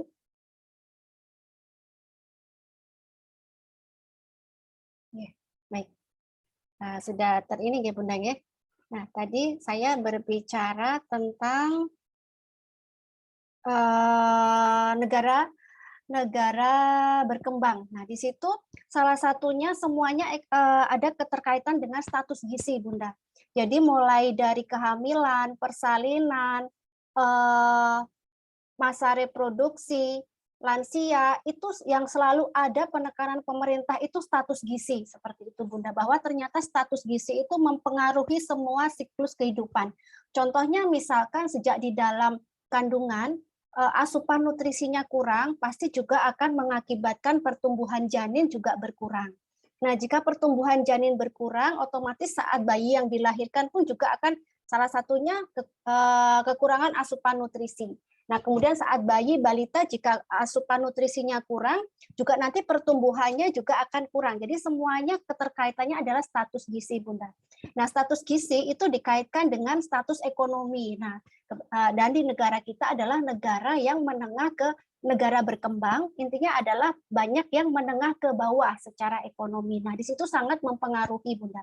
Nah, yang dimaksud asupan nutrisi ini adalah kenapa dikaitkan dengan pendapatan? Artinya itu yang mempengaruhi kesehatan itu jika sesuatu yang masuk ke dalam tubuh, yang kita nutrisi yang ke dalam tubuh itu tidak terpenuhi karena tidak ada yang kita masukkan. Beda dengan yang ada, intinya masyarakat yang mampu, tapi karena pola perilaku yang salah, sehingga seharusnya asupan nutrisi itu bisa dimasukkan ke dalam tubuh, tapi tidak didapatkan oleh tubuh. Nah, jadi beda intinya yang dimakan itu ada sama tidak ada seperti itu. Jadinya kalau ada tapi dia tidak mau makan, tidak mau memasukkan asupan nutrisi ke dalam tubuh itu kan karena perilaku, Bunda. Kan bukan dia kekurangan sebenarnya. Tapi yang dimaksud di sini adalah untuk mencapai nutrisi itu sendiri tidak ada gitu, kekurangan gitu. Nah, di situ. Jadi salah satunya sehingga mau nggak mau jangka panjangnya akan mempengaruhi status kesehatan ya Bunda ya. Jadi dari situ akan menimbulkan ya perdarahan, pertumbuhan yang kurang, stunting seperti itu ya. Kemudian juga akhirnya memicu penyakit degeneratif yang mau nggak mau jangka ke depannya juga bisa mempengaruhi kehamilan atau persalinan atau semuanya seperti itu Bunda. Nah, satu lagi di situ itu kan berkaitan dengan ekonomi. Ya. Kemudian satu lagi ada dengan keterlambatan, Bunda. Kita tahu ya, terlambat merujuk, terlambat menangani, terlambat mengambil keputusan seperti itu. Nah, contohnya jika sekarang kita mendapatkan yang dikatakan tadi kan BBLR seperti itu. Nah, sekarang misalkan ada perdarahan ya, Bunda ya. Ada angka kematian ibu tertinggi salah satunya disebabkan perdarahan. Nah, pernah nggak kita itu menelusuri, Bunda, perdarahan itu karena apa? Nah, ini contohnya ilustrasi nih, Bunda. Ilustrasi saja, artinya apa? Contohnya di sini, di suatu, nanti Bunda bisa mengambil gambaran dari ilustrasi ini. Artinya memang ilustrasi, memang kita membuatnya seolah-olah semuanya bermasalah ya, Bunda. Tapi dari situ kita bisa mengambil. Satu contoh, ada seorang ibu hamil seperti itu, dia anak kelima, G5, hamil G5, hamil anak kelima. Ibu itu sendiri sebenarnya tidak pernah mengatakan 2 anak cukup, Bunda. 2 anak itu cukup menurut dia. Tapi karena dia tidak KB seperti itu, dia tidak KB, akhirnya dia hamil anak kelima seperti itu. Nah, di situ digambarkan jauh dari petugas kesehatan. Jadi ibu itu tidak pernah kontak dengan tenaga kesehatan. Akhirnya kalau tidak pernah kontak dengan tenaga kesehatan kan dia tidak tahu tentang bagaimana KB, cara KB. Nah, otomatis mungkin ya kurang mengetahui bahwa sebenarnya KB alamiah itu juga ada seperti itu. Akhirnya dia hamil anak kelima. Dan saat persalinan anak kelima itu jaraknya dekat-dekat sekali, Bunda. Karena tadi nggak KB itu tadi. Nah, saat melahirkan anak kelima itu mengalami perdarahan, Bunda. Mengalami perdarahan, nah di situ yang paling dekat adalah dukun seperti itu. Otomatis dia akan mencari kemudahan, paling dekat dengan dukun. Yang paling dekat dukun ya dukun. Akhirnya memanggil dukun, dukun datang, sudah terjadi perdarahan seperti itu. Nah, akhirnya dukun memanggil bidan seperti itu. Nah, bidan karena jauh sekali letaknya, Bunda, 1 jam kemudian bidan baru datang. Padahal sudah terjadi perdarahan. Begitu bidan datang, ternyata langsung dirujuk, Bunda. Langsung dirujuk, kemudian di fasilitas yang terdekat. Nah, di situ ternyata tidak bisa juga. Karena di situ sudah retensio plasenta seperti itu. Akhirnya dirujuk. Nah, suami kan berharap, intinya kalau terjadi suatu masalah, kalau dibawa ke tenaga kesehatan, entah bidan, harapannya kan sembuh ya Bunda.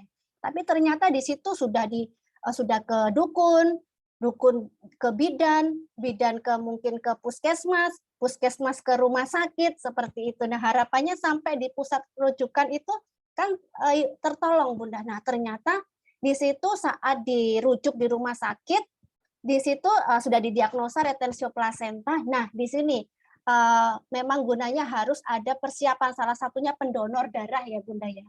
Nah, ternyata di situ golongan darah yang dimiliki oleh ibu itu tadi tidak ada Bunda.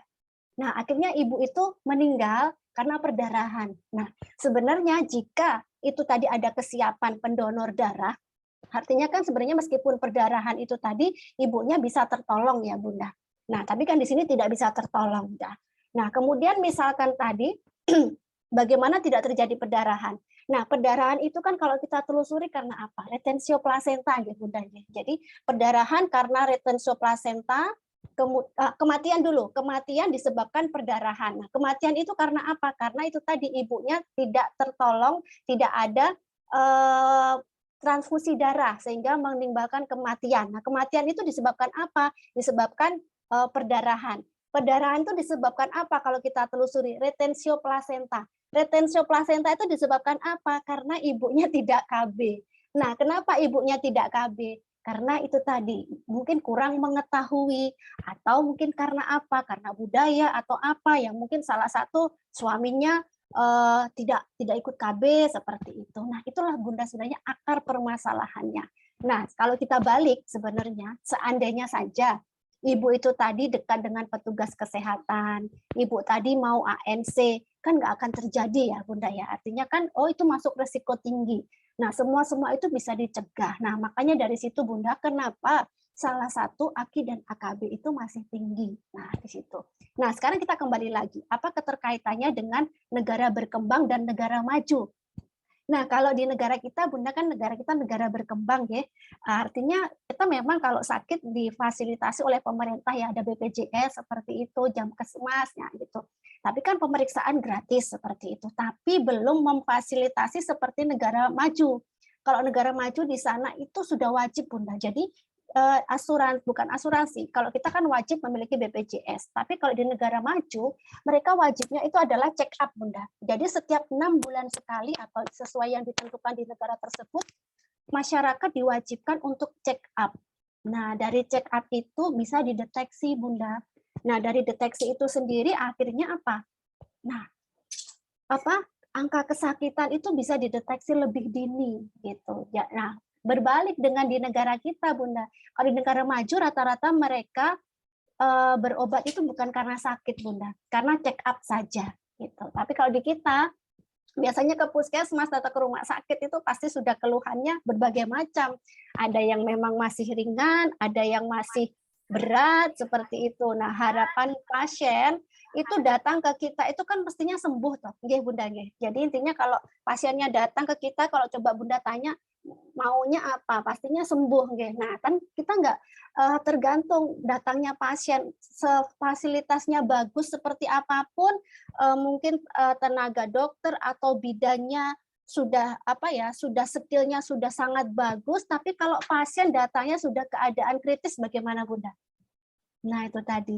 Ya tetap tidak bisa karena keterlambatan itu tadi. Itu Bunda pendapat saya. Kenapa AKI dan AKB itu masih tinggi. Nah, itu tadi Bunda. Nah, makanya kenapa ini dengan komplementer ini harapannya ada pemberdayaan Bunda. Jadi intinya apa? Saat jauh dari tenaga kesehatan, kalau memang tadi dari kasus seperti itu kan mungkin tidak mungkin terjadi ya sebenarnya karena bidan punya wilayah, bidan harus memantau seperti itu. Ini namanya ilustrasi saja Bunda. Apakah ada sih kejadian-kejadian seperti itu di tempat terpencil? Masih banyak Bunda. Karena mereka mungkin jumlah bidannya sama dukunnya banyak dukun daripada bidannya. Mungkin satu wilayah satu bidan, sedangkan dukunnya banyak. Jadi mau nggak mau mereka akan lebih mencari kemudahan. Saat dia sakit, dia akan mencari yang terdekat. Nah, yang terdekat dukun, ya dia datangnya ke dukun, seperti itu. Makanya di situ harus ada bermitra dengan dukun, mana yang wewenang dukun, mana yang wewenang bidan, sehingga berkolaborasi. Seperti itu. Nah, dari sini Bunda, kita tahu bahwa harus ada pemberdayaan atau penyuluhan. Makanya pentingnya penyuluhan. Kalau di sini kan keterkaitannya dengan komplementer ya Bunda. Tapi kalau yang lain-lain boleh seperti tadi, penyuluhan tentang anemia atau penyuluhan apa, kita taunya dari mana ya? Dari pertanyaan itu tadi Bunda. Kita seolah-olah memberikan penyuluhan tentang anemia. Kayaknya ibunya udah tahu anemia, tapi coba kita berikan pertanyaan 10.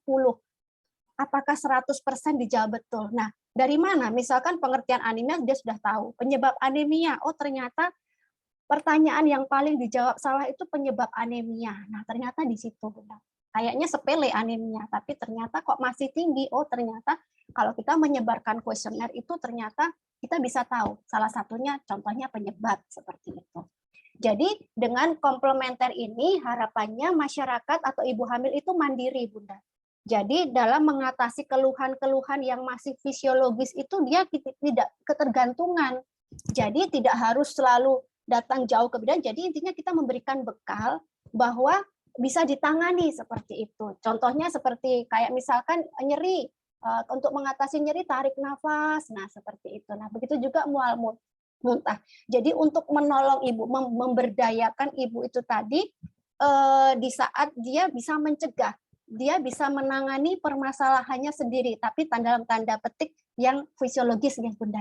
Nah, itu sebenarnya intinya. Kenapa saya tadi menyampaikan tentang AKI dan AKB, dan dari akar permasalahannya adalah penyuluhan Bunda ya. Penyuluhan kepada masyarakat. Khususnya kalau misalkan pasien sudah datang ke kita itu sebenarnya satu titik sudah aman Bunda, karena mau nggak mau dia sudah terpapar dengan kesehatan, tenaga kesehatan. Yang justru bermasalah itu adalah mereka yang sama sekali tidak kontak dengan kita. Jadi sebenarnya penyuluhan yang bagus itu kita berikan tidak di yang bagusnya ya Bunda ya. Memang kita wajib memberikan penyuluhan, tapi yang bagus lagi penyuluhan itu kita berikan tidak di fasilitas kesehatan, artinya di desa, di tempat mungkin di ibu-ibu PKK atau arisan seperti itu. Jadi intinya sasarannya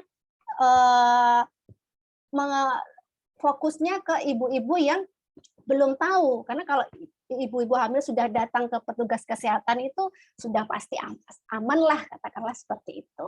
Nah, sekarang kita kembali ya Bunda ya ke komplementer seperti ini. Jadi komplementer terapi atau alternatif semakin dikenal di mana masyarakat sebagai pengguna dan para profesional ya.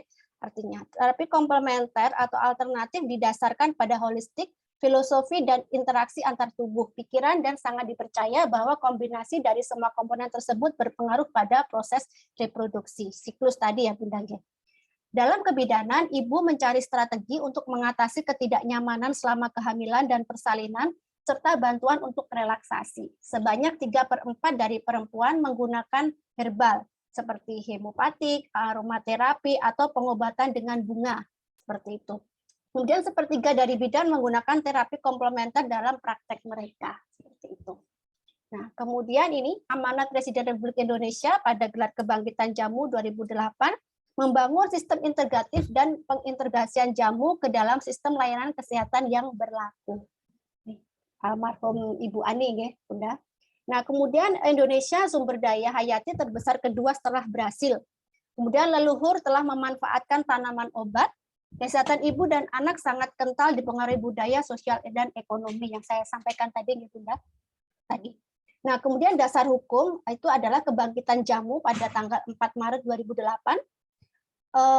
pencanangan jamu brand Indonesia oleh Presiden Republik Indonesia 27 Mei 2008, kebijakan obat tradisional berdasarkan SK Menkes 381/2007 tanggal 27 Maret 2007, kemudian saintifikasi jamu, penelitian berbasis pelayanan oleh Permenkes, kemudian keputusan Menteri Kesehatan Republik Indonesia tentang kebijakan obat tradisional, nah kemudian peraturan Menteri Kesehatan Republik Indonesia tentang saintifikasi jamu dan penelitian berbasis pelayanan kesehatan, kemudian keputusan Menkes RI nomor 121 tentang pengobatan komplementer untuk melaksanakan pelayanan dan pengembangan pengobatan komplementer. Jadi sudah ada dasarnya ya Bunda bahwa komplementer itu boleh digunakan.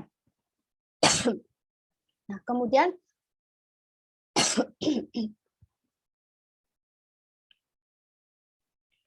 selanjutnya di sini banyak perempuan Indonesia menggunakan alternatif atau komplementer terapi selama proses reproduksi seperti jamu, pijat, akupuntur seperti itu.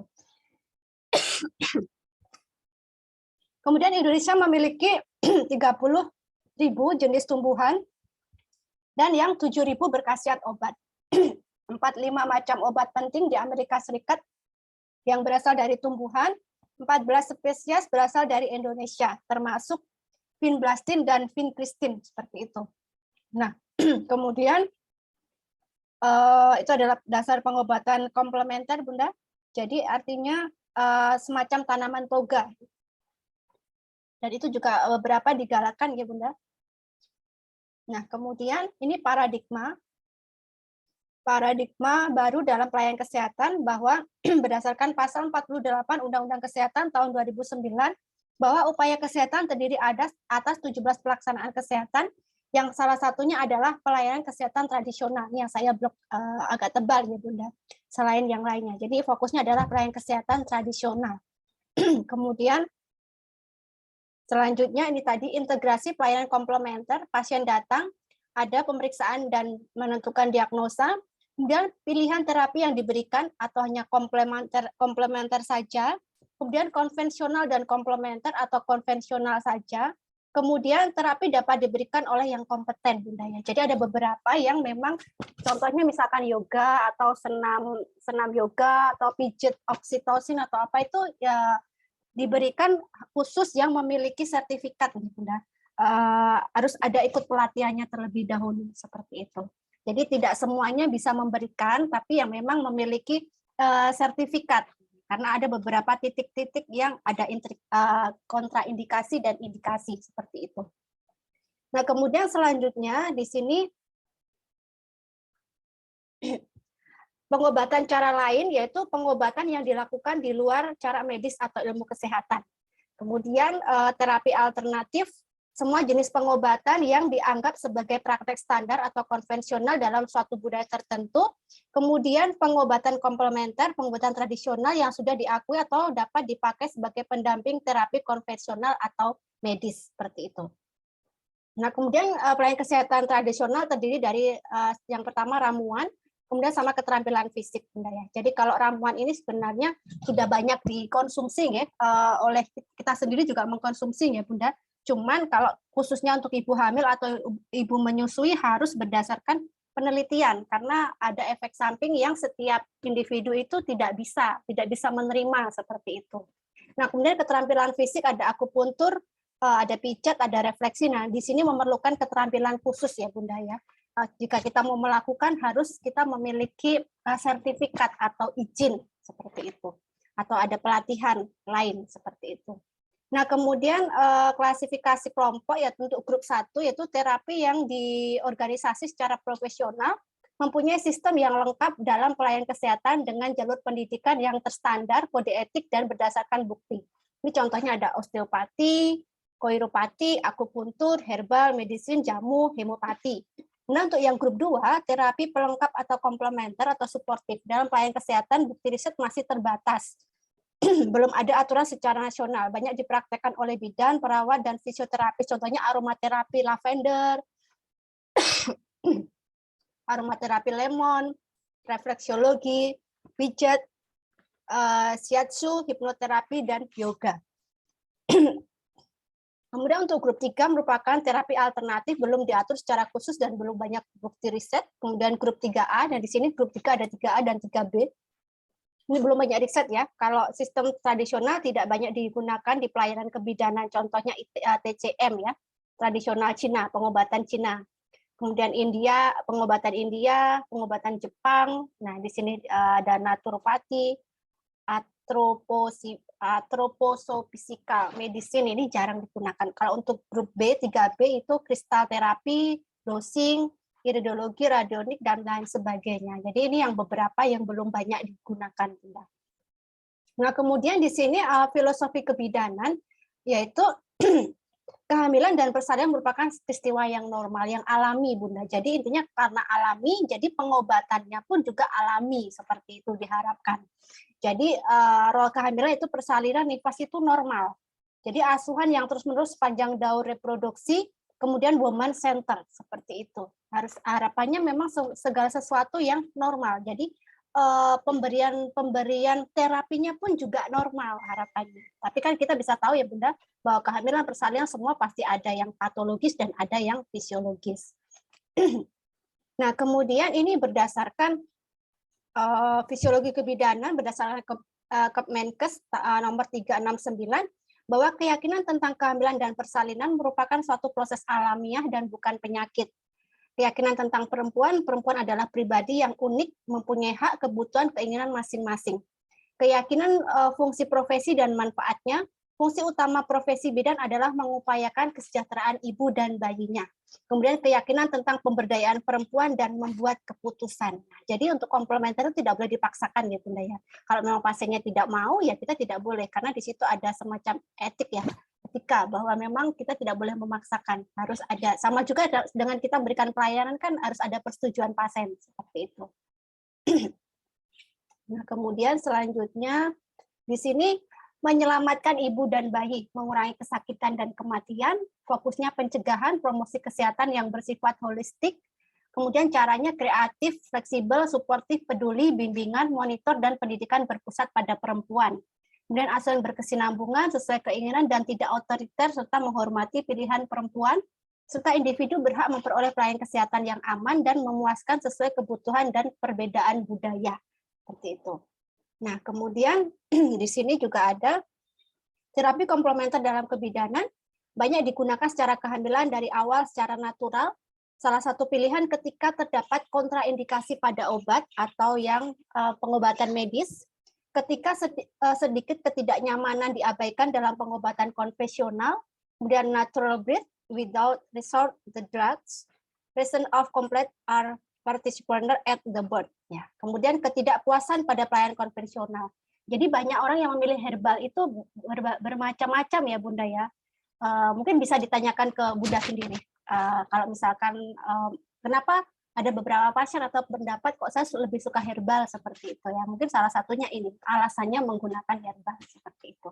Ada ketidakpuasan, ada karena mungkin takut ketergantungan atau apa. Tapi pada prinsipnya kalau menurut saya komplementer atau herbal itu pengobatan untuk yang masih fisiologis Bunda. Tapi kalau yang patologis mau nggak mau memang harus pengobatan medis seperti itu. Tapi ya banyak sih beberapa contoh-contoh misalkan kanker stadium berapa, kemudian dia percaya ada pengobatan komplementer dia sembuh, nah seperti itu. Ada juga seperti itu. Mungkin Bunda juga memiliki pasien memiliki pengalaman atau pengalaman dari keluarga atau apa bahwa mungkin secara medis sudah tidak bisa, tapi ternyata secara pengobatan herbal atau komplementer justru bisa seperti itu. Nah, kemudian ini tadi terapi komplementer pada ibu hamil, yaitu hamil atau mengandung merupakan suatu anugerah yang diberikan serta dimanfaatkan oleh Sang Pencipta, diamanatkan oleh Sang Pencipta. Seorang wanita yang sedang mengandung harus memperhatikan asupan gizi yang dibutuhkan oleh calon ibu dan buah hatinya. Sering dikatakan pada masa ini banyak diperlukan energi untuk mempertahankan janin dengan baik.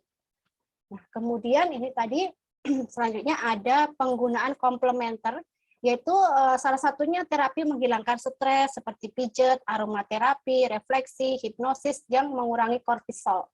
Dan nyeri punggung dapat dipengaruhi oleh stres. Jika hormon stres seperti kortisol dan adrenalin yang berlebihan, mereka menekan oksitosin dan menjadi dampak negatif pada tubuh. Jadi di sini Bunda ya, Kenapa stres itu pemicunya apa? Nah, kita memberikan terapi komplementer yang bisa menekan itu tadi, hormon kortisol itu tadi. Caranya kortisol dan adrenalin. Bagaimana cara menurunkan kortisol dan adrenalin seperti itu. Nah, kemudian selanjutnya ini beberapa tips pada ibu hamil aromaterapi, yaitu aromaterapi untuk penyembuhan yang disebut medical aromaterapi atau aromatologi dilakukan dengan mengacu pada ilmu kesehatan. Untuk tujuan ini pula aromatologi menggunakan minyak esensial atau minyak asiri yang merupakan saripati tumbuh-tumbuhan. Terapi ini bisa dijalankan oleh ibu hamil sejak trimester awal untuk mengatasi permasalahan khas trimester awal yaitu morning sickness. Kemudian ada terapi spa. Perawatan spa memberikan kenyamanan dan relaksasi bagi ibu hamil. Salah satunya adalah foot bath agar kaki ibu hamil bersih dan lepas dari ketegangan akibat menahan berat badan tubuh yang bertambah.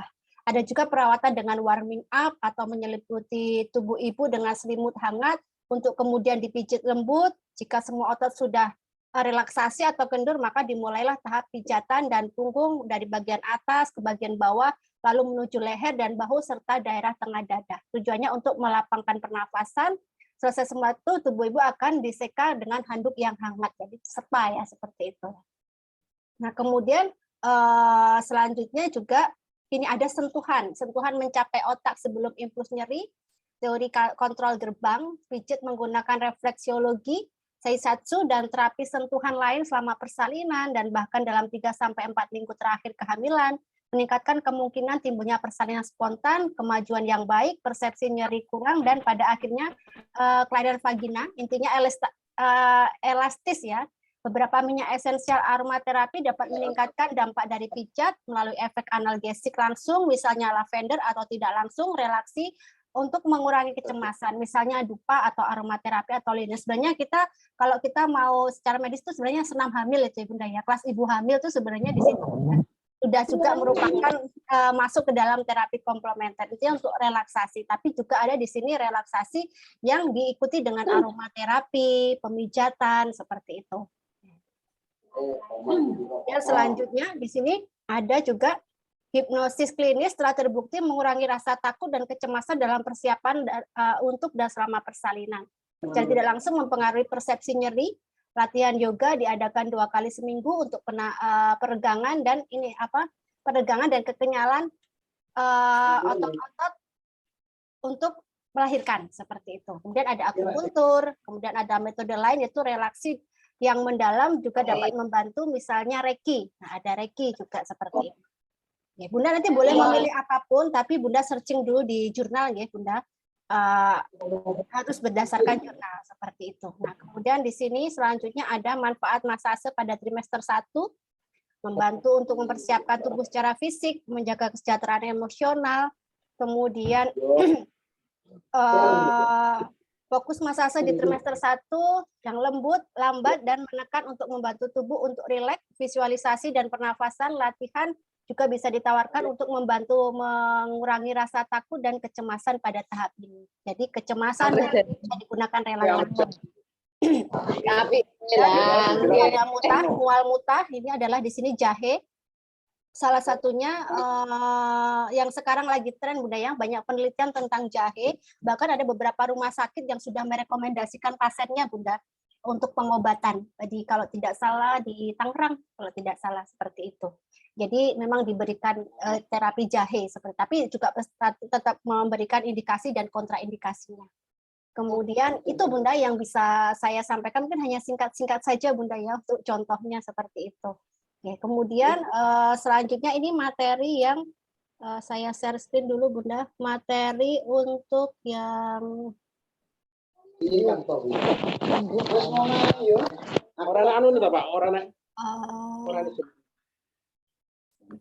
nah ini tadi nanti Bunda bisa lihat di materi kedua.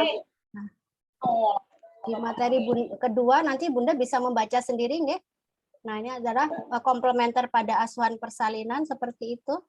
Nanti Bunda bisa membaca di situ. Kemudian ada terapi komplementer pada lansia. Kemudian ada terapi komplementer pada masa nifas, kemudian ada terapi komplementer pada pasangan usia subur, kemudian ada terapi komplementer pada remaja, terutama ini banyak penelitian tentang nyeri dis minor, Bunda. Nyeri dis minor itu kan diberikan intervensi kayak kunyit, konsumsi apa namanya, kunyit atau apa itu, Bunda, yang biasanya untuk mengurangi nyeri haid itu, Bunda. Biasanya penelitian banyak seperti itu. Itu tadi pada remaja itu nanti Bunda ya, Bunda bisa ini download, bisa Bunda baca. Saya penekannya saya ini tadi lebih ke ini apa namanya, kehamilan. Oke. Itu Bunda materi yang bisa saya sampaikan di sore hari ini. Jadi untuk besok Bunda untuk latihan besok Bunda klik ini ya. Bunda klik pertemuan 4 ya Bunda. Nanti besok tetap saya berikan linknya. Bunda klik pertemuan TV pertemuan 4, nanti Bunda klik di sini saja. Ini masih tertutup linknya. Nanti Bunda besok akan mengerjakan 20 soal untuk besok. Nah, kemudian untuk pertemuan berikutnya, satu lagi itu Bunda mengerjakan tugasnya. Jadi take home di rumah. Jadi nanti pertemuan kita sudah selesai. Untuk yang pertemuan berikutnya kan harusnya 3 kali ya Bunda. Yang kemarin sama hari ini, nah ini sudah masuk include Bunda mengerjakan tugas. Jadinya sudah selesai. Jadi nanti kemudian Bunda untuk yang ujian akhir semester ini nanti Bunda hanya mengisi saja, mengisi nama seperti itu, nama pertemuan 1 apa kontrak hadir ya, hanya mengisi saja nanti, mengisi dan bukti screenshot kalau Bunda sudah mengumpulkan tugas, hanya itu saja. Memang dikemas dalam akhir semester hanya isinya absensi saja bahwa pertemuan 1 sampai 7 Bunda hadir, kemudian ada screenshot bukti Bunda mengumpulkan tugas. Kenapa seperti itu Bunda? Karena kita sistemnya online Bunda. Karena takutnya biar semuanya ada proses seperti itu ya. Karena saya tidak bisa mengevaluasi seperti itu. Oke, baik Bunda, sebelumnya mungkin ada yang mau didiskusikan Bunda terkait tadi materi, terkait penugasan seperti itu. Monggo Bunda. Atau Bunda mau sharing?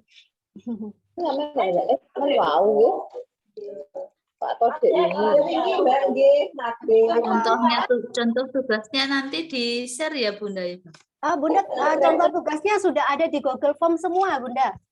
Di kontrak iya. ini di ini tadi semua sudah ada di kontrak ini tadi.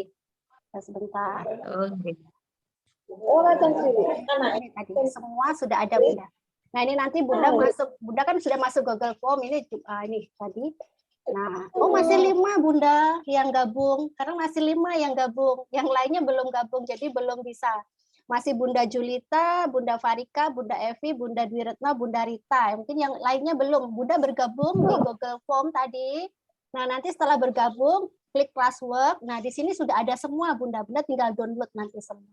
Kontrak kuliah ini di sini semua sudah ada. Nah, Bunda bisa download semuanya. Semua ada di sini. Itu Bunda. Ada pertemuan 1, 2, 3 nanti termasuk upload tugasnya juga begitu. Nah, ya. Oke. Jadi Bunda harus gabung Google Classroom dulu seperti itu.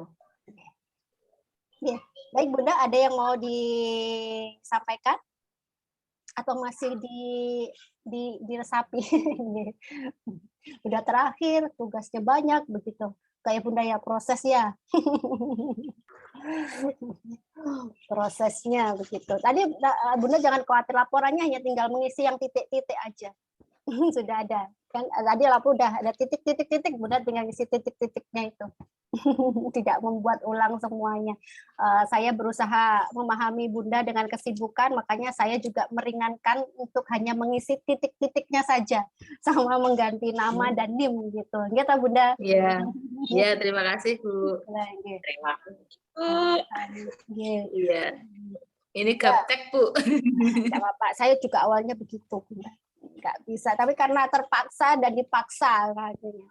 Itu. Kalau saya kan memang harus Bunda, tapi kalau Bunda nggak apa-apa. Yang penting tugasnya selesai, prosesnya senyaman Bunda.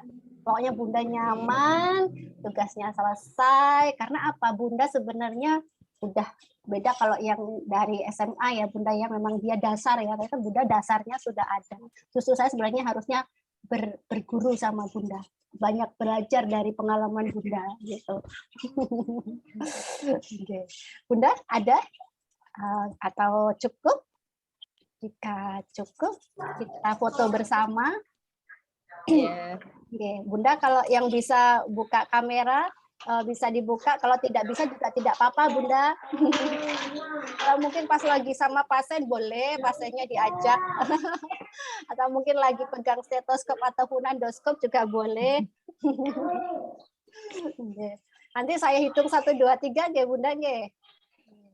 Nanti ini Ya, buat ini apa namanya, kenangan gitu Bunda ya. Jarang-jarang seperti ini. Nanti. Oke. Saya hitungan 1, 2, 3 nggih Bunda nggih. Bentar. Saya hitung 1, 2, 3.